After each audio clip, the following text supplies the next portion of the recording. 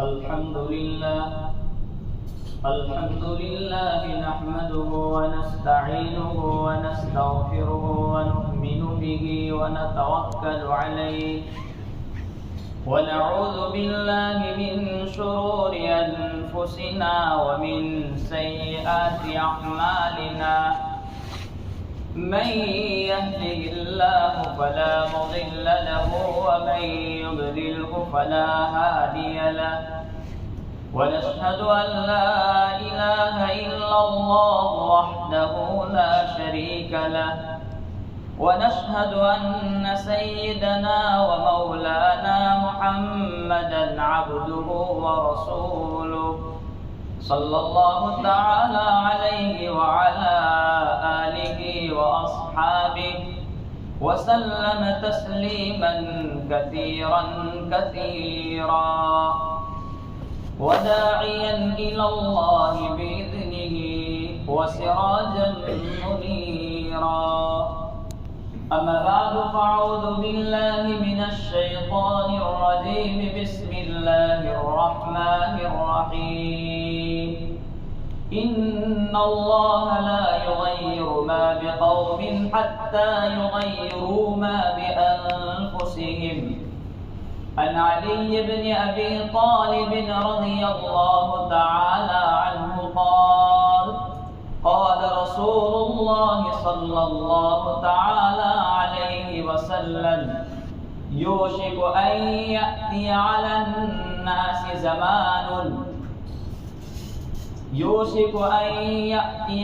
الناس زمان لا يبقى من الإسلام إلا اسمه ولا يبقى من القرآن إلا رسمه مساجدهم عامرة وهي خراب من الهدى أو كما قال رسول الله صلى الله تعالى عليه وسلم صدق الله وصدق رسوله النبي الكريم قال الله تبارك وتعالى في شان حبيبه إن الله وملائكته يصلون على النبي يا أيها الذين آمنوا صلوا عليه وسلموا تسليما اللهم صل على سيدنا محمد وعلى آل سيدنا محمد وبارك وسلم. قابل صدر تکریم معزز علماء کرام، بزرگان محترم اور عزیز ساتھیوں،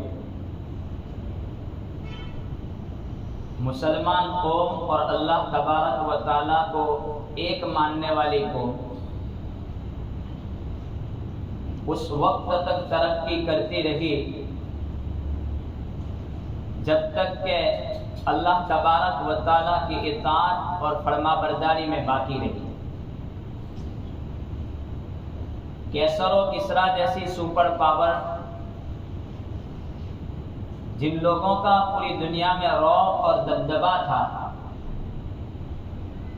لیکن مسلمانوں کے نام اور صحابہ کے نام سے وہ لرز جاتے تھے، کانپ جاتے تھے.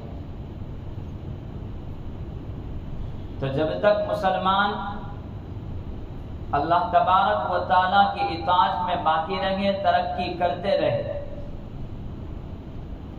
لیکن جیسے ہی مسلمانوں نے اللہ تبارک و تعالیٰ کی اطاعت سے منہ موڑا، نافرمانی کرنے لگے، حضرت نبی پاک صلی اللہ تعالی علیہ وسلم کی سنتوں کا لحاظ نہ کیا،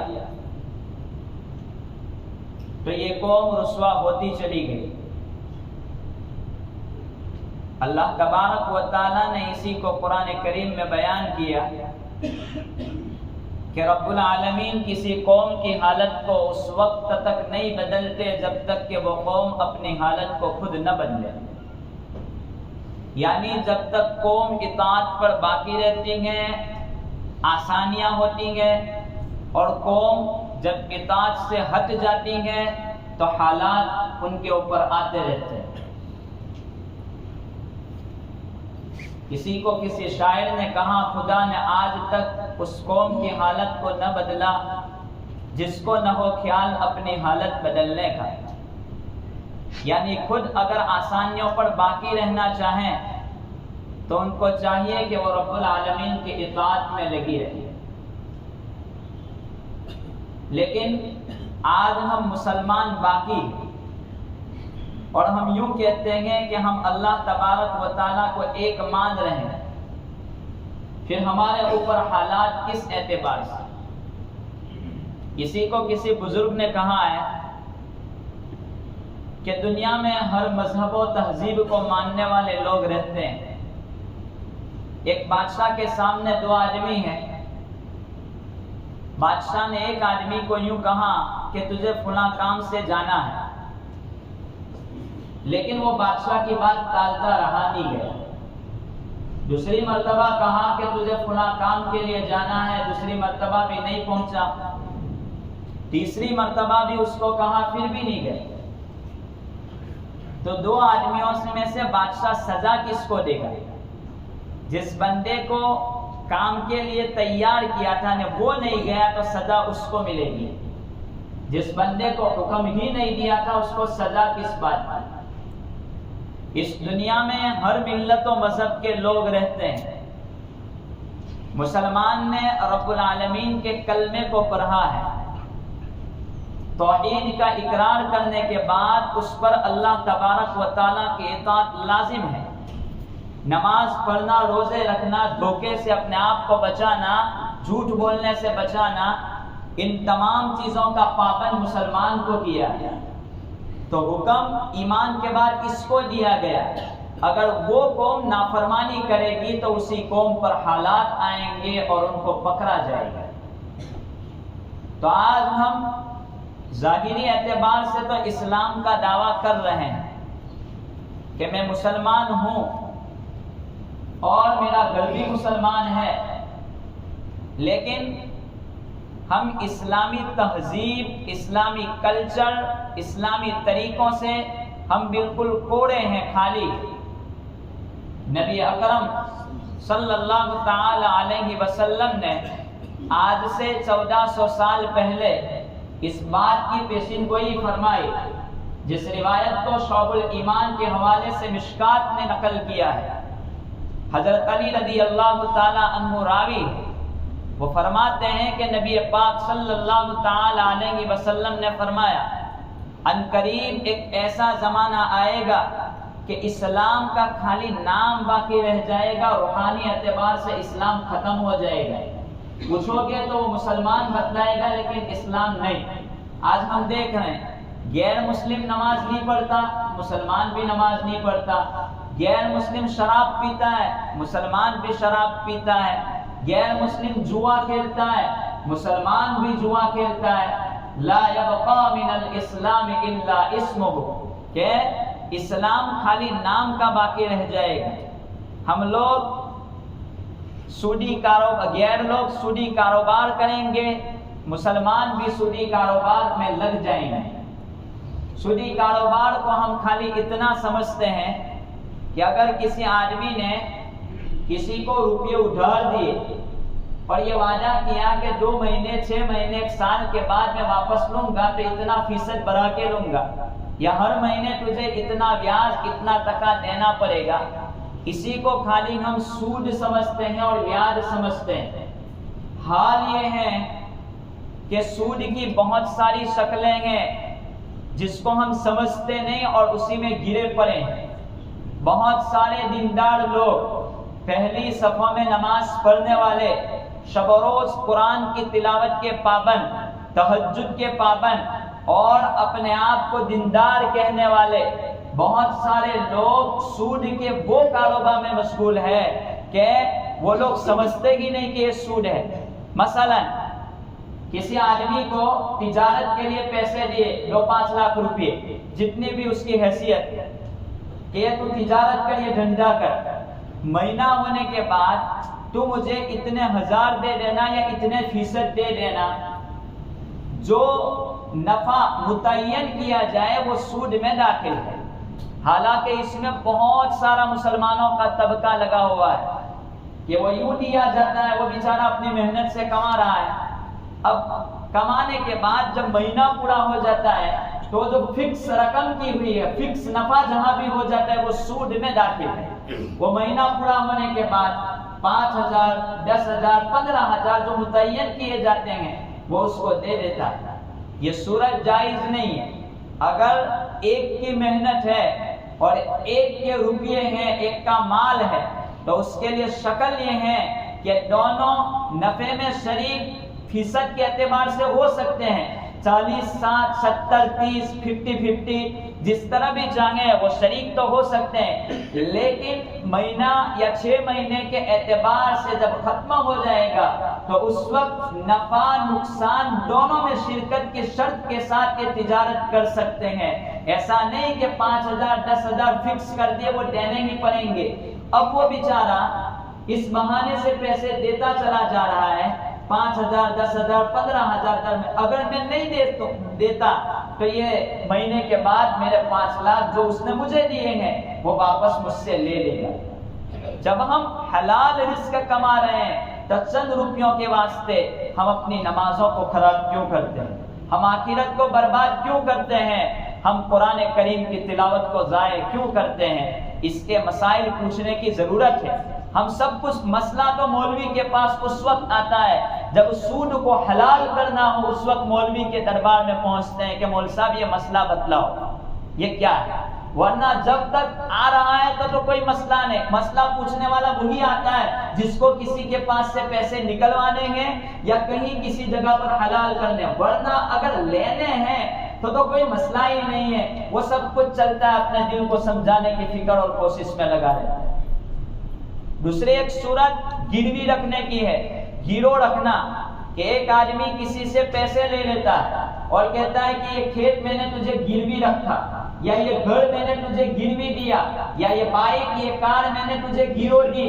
اب کیا کرتا ہے؟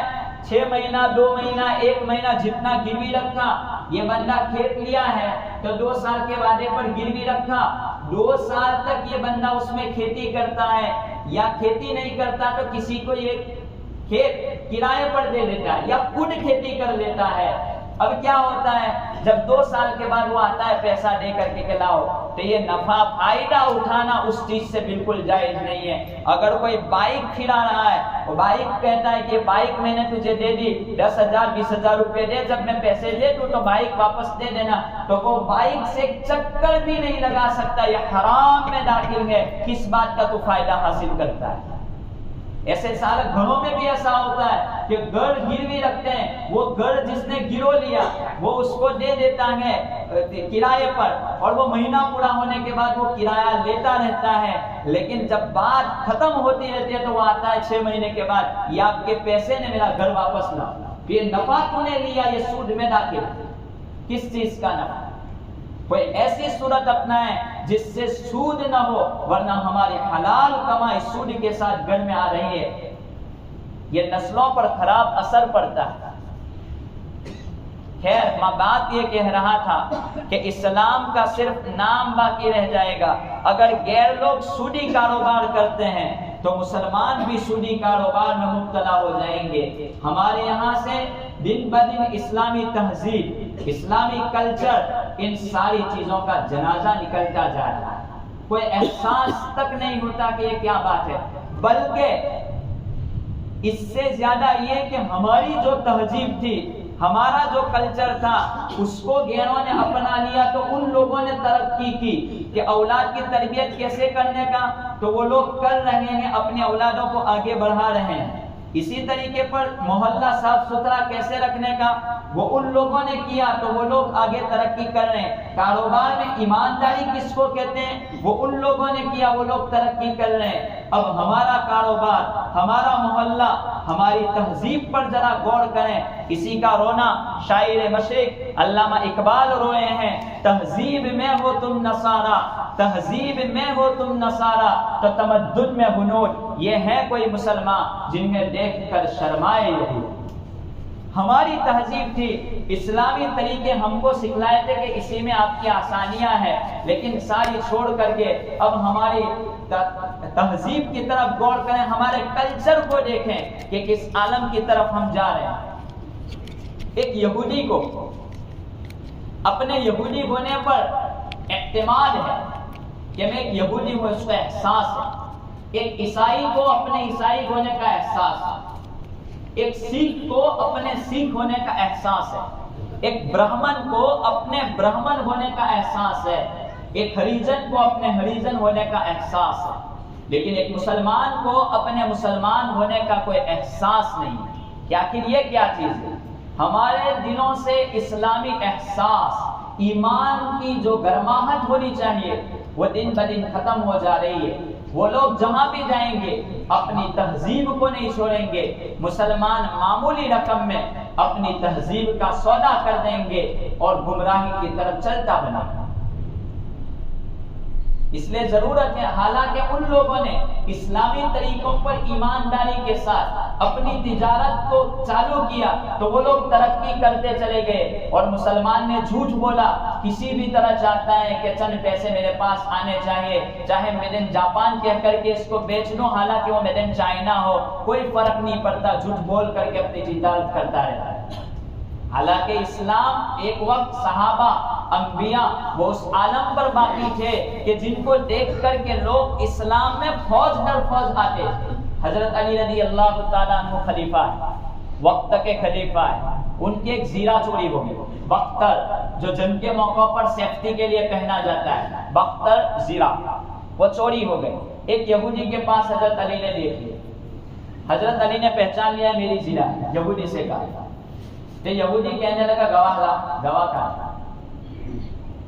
حضرت علی نے یہ مقدمہ دائر کیا قاضی کے پاس، خلیفہ ہے، امیر ہے مسلمانوں کے، دعویٰ دائر کیا۔ قاضی تھے اس وقت حضرت شریح رضی اللہ تعالی، حضرت عمر کے زمانے سے یہ قاضی چلے آ رہے، فیصلہ کرنے والے فیصل۔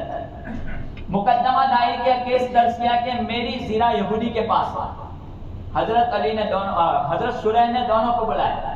حضرت علی وقت کا امیر ہے، یہ اسلام کیا سے آئے، اور وہ یہودی کو بھی بلایا، دونوں کی بات سنی۔ ایسا نہیں کہ اب تو یہاں پر کوئی بڑے آدمی کا کیس ہو، مقدمہ تو ہتھوں بچوں کی آواز آ رہی ہے کہ کیا ہوگا، وہ حضرت علی جا رہے ہیں، خود فیصلہ نہیں کر رہے۔ اب حضرت علی پر جھوٹ کی تہمت بھی کون لگا سکتا ہے؟ آئے حضرت علی کو پوچھا، حضرت علی نے کہا کہ یہ زیرہ میری ہے۔ اس سے پوچھا کہ بول، تو اس نے انکار کر دیا کہ میری ہے۔ گواہ لائے حضرت علی، حضرت علی سے پوچھا، علی گواہ ہے؟ اب حضرت علی پر جھوٹ کیسے آ سکتا ہے؟ لیکن اسلام ایک آزادانہ رائے دیتا ہے کہ وقت کا امیر کیوں نہ ہو، سامنے والے کو اپنے حق کے بارے میں بولنے کی اجازت ہے۔ ایسا نہیں کہ اس کے منہ کو بند کر دیا جائے پاور کے بلبوتے پر کہ میں کرسی پر بیٹھا ہوا ہوں، سامنے والا کتنا بھی سچا ہو بند کر دو اس کا منہ۔ حضرت علی سے پوچھا گواہ لا۔ حضرت علی رضی اللہ تعالیٰ عنہ نے کہا کہ میرے پاس دو گواہ ہیں، ایک تو میرا بیٹا حضرت حسن اور دوسرا میرا آزاد کردہ غلام، یہ دو گواہ ہیں۔ اب مسئلہ یہ تھا کہ حضرت شریح بیٹے کی گواہی کو معتبر نہیں مانتے تھے کہ بیٹا اپنے باپ کے فیور میں گواہی نہیں دے سکتا۔ حضرت علی اس کو مانتے تھے کہ بیٹے اگر باپ کی طرفداری میں گواہی دے تو چل سکتی، اسی لیے انہوں نے دو گواہ پیش کی۔ تو ایک ہی گواہ رہا، اسلامی اعتبار سے دو گواہ شرعی ہونے چاہیے بالغ، کہ ایک گواہ رہا دوسرا گواہ نہیں تھا، تو کہا کہ علی یہ آپ کی زیرہ نہیں، آپ کے پاس دو گواہ نہیں، یہ زیرہ تو اس کو دے دیجیے۔ وہ یہودی باہر نکلا، فیصلہ ہو گیا۔ ایسا نہیں کہا کہ شریح کو میں قاضی کے پد سے ہٹا دیا جائے گا، اس نے حکومت کے خلاف فیصلہ کیا، کوئی بات نہیں۔ حضرت علی بالکل نرمی کے ساتھ جو فیصلہ ہوا اسلامی فیصلہ ہے، باہر آیا۔ یہودی پوچھتا ہے یہ اسلام ہے؟ کہا کہ ہاں اسلام یہی ہے۔ کہا کہ آپ کر سکتے تھے، شریح کو دبا سکتے ہیں، لیکن میں سمجھ گیا اسلام سچا اور پکا مذہب ہے۔ اس نے کہا بس اسی سچائی کو دیکھ کر کے اب میرے دل نے قبول کر لیا، اشہد ان لا الہ الا اللہ واشہد ان محمدا عبدہ ورسولہ۔ حضرت نبی پاک صلی اللہ تعالی علیہ وسلم نے ایک یہودی سے قرضہ لیا۔ وہ یہودی آیا، صحابہ بیٹھے ہوئے تھے، یہودی آ کر کے حضرت نبی پاک صلی اللہ تعالی علیہ وسلم کو برا بھلا بولنے لگا، سختی کرنے لگا۔ صحابہ غصے ہو گئے, دبانے لگے, خاموش.